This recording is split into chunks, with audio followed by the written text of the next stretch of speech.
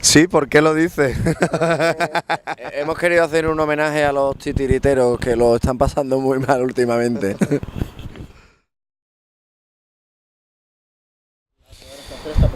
Pues la idea surge desde el momento en que queremos hacer cine, que quiero hacer cine. Cuando arranca la trilogía sevillana de una manera casi fortuita y de la desesperación, ahí con el éxito que tuvo y el paso que tuvimos al Mundo es Nuestro, y cuando pudimos hacer la peli y todo lo que ha ocurrido, dijimos, claro, arrancamos con el Culebra y el Cabeza. Y la segunda pieza del puzzle, como había sido en la trilogía de cortos, tenía que ser ahora la historia de los compadres, ¿no? Tenía que ser las aventuras de Rafi Fali. Ya habíamos contado las del Culebra y el Cabeza, ahora toca las de Rafi Fali, y a por ella hemos ido. La historia sí es cierto que durante 6 años ha ido variando, pues 6 años son mucho tiempo, y vas variando lo que quieres contar, cómo lo quieres contar, qué historia se adecúa a la manera en la que puedes al final producir una película, y al final hemos dado, yo creo, con la clave. Hemos llegado a una historia que todos queríamos contar, hemos encontrado a los compañeros de camino necesarios, que además aparecieron en momentos muy claves, como por ejemplo una pieza fundamental es Gervasio Iglesias, ¿no? que apareció en un momento, y ahí empezamos a armar El Mundo es Suyo, y al final, fíjate, ¿no? Estamos aquí en el festival y en sección oficial, ¿no? Con una comedia tan, como has dicho, que repartimos para todo el mundo, ¿no? Tan...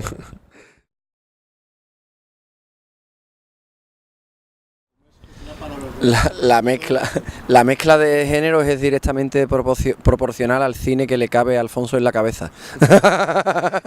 Entonces te tienes que adaptar a eso como intérprete, y claro, es muy bonito porque dice, bueno, ¿qué está haciendo? ¿Una comedia, tal cual? Digo, estoy haciendo una película. Y como actor eso no tiene precio, es muy bonito. Y luego es muy bonito verle operar detrás de las cámaras, o sea, su energía cambia cuando hay una situación que requiere la técnica de la comedia pura y dura, como la conocemos a la americana, con sus tiempos, o sea, es clown puro y duro, es historia del circo, o sea, es respetar esos tiempos, ¿no? Incluso como si estuviéramos haciendo teatro, de esperar la reacción del espectador, ¿no? Y luego lo ves dirigiendo acción.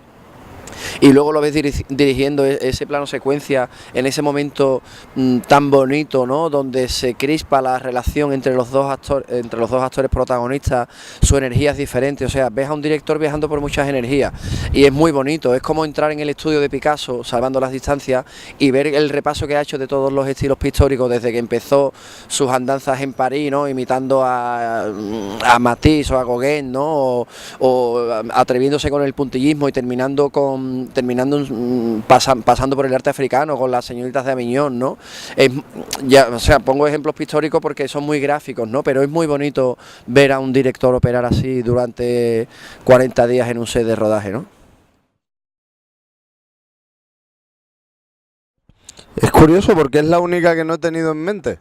O sea, que es muy curioso. Pues supongo que quizá a lo mejor Juanma y yo tuvimos las mismas referencias cuando compusimos las dos pelis. Hay otras referencias. Está el Gran Lebowski, por ejemplo. Está After Hours, por supuesto, de Scorsese. Está Ice White Shot de Kubrick. Está Dos cabalgan juntos de John Ford. Está Pulp Fiction, hay True Romance, hay el cine de Dino Risi, hay Berlanga por todas partes, ¿no? El maestro Ascona me acompaña, es como viene conmigo, ¿no? Es como mi maestro Yoda, ¿no? De vez en cuando se me aparece en el set y dice, tú cagarla estás haciendo. Entonces, claro, no sé, hay muchas cosas ahí, pero sí, claro que hay referencias muy claras y además referencias que son muy disfrutables. Yo lo disfruto mucho y me parece muy bonito. Me siento como muy agradecido a todos esos maestros que han hecho esas cosas, ¿no? Y ahí están, por supuesto, claro. Sí, es un personaje más, en ese caso la ciudad, ¿no? Claro, tú lo has dicho, es un símbolo, una alegoría de todas esas Españas que hay dentro de la propia España, ¿no? De todas esas pequeñas identidades que tenemos en todas las ciudades y que no solo están en las ciudades de España, sino que están en todas las ciudades del mundo. Por eso era importante visitar todo eso y con unos personajes que además están muy protegidos y muy parapetados dentro de su propio mundo, ¿no? Ese mundo tradicional en el que viven Rafi y Fali, ¿no? Esa armadura con la que van, hay una cosa que es muy divertida, que es lo que me dice Alberto muchas veces, ¿no? Que el chalequito que lleva el personaje mío sobre los hombros muchas veces es como la capa de un superhéroe o como una armadura, ¿no? Dicen la capita de Supercoco, ¿no? Sí, es muy curioso, ¿no? Se van armando, ¿no? Y bueno, en ese sentido... No, me estoy imaginando con la capita, claro. Claro, es como, no, y además va evolucionando. Yo creo que eso, al estar tan armado, era muy importante sacarlos del agua, sacar al pez fuera del agua. Yo creo que es fundamental, sobre todo en la comedia, poner a personajes en situaciones que les saquen de su realidad cotidiana, y de ahí surge normalmente, de ese conflicto con la propia realidad, surge realmente el momento hilarante, ¿no? Porque son cosas que el público no se espera, pero porque el propio personaje en ese momento no se las esperan, y ver esa reacción en personajes tan armados y tan fuertes y tan seguros de sí mismos, ¿no? Como dice el propio Rafi en un momento, yo estoy hecho un toro, coño, yo cómo voy a tener problemas. Claro, pues verlo en problemas es muy bonito, yo creo.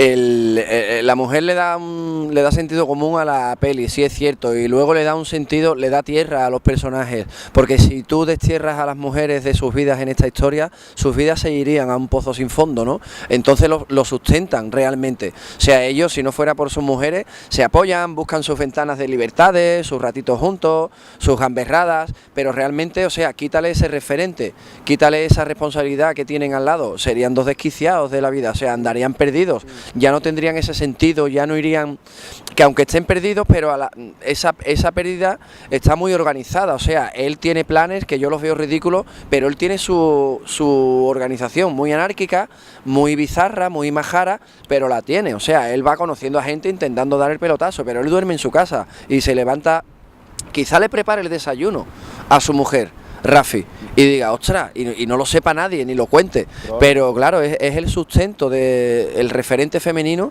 es el sustento, es lo que le da sentido a sus vidas. Yo creo que si desaparecieran Cayetana y Carmen, se entrarían en un abismo, seguro, los dos personajes. Sí, no, y además la historia, como habéis visto, se articula, evidentemente es una historia en la que precisamente los personajes masculinos, es lo que decía Alberto, ¿no?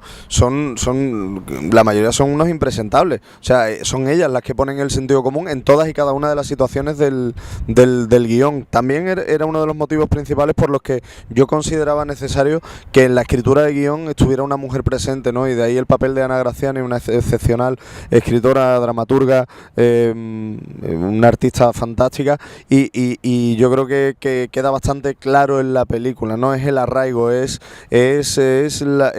decir, realmente lo que vivís es una locura, ¿no? De ahí, o sea, yo creo que es una de las claves del guión, ¿no? Es una de las claves del guión.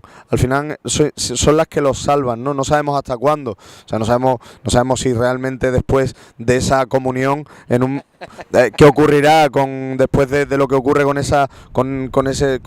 si llegan o no llegan a la comunión, qué ocurrirá con las relaciones que tendrán posteriormente, ¿no?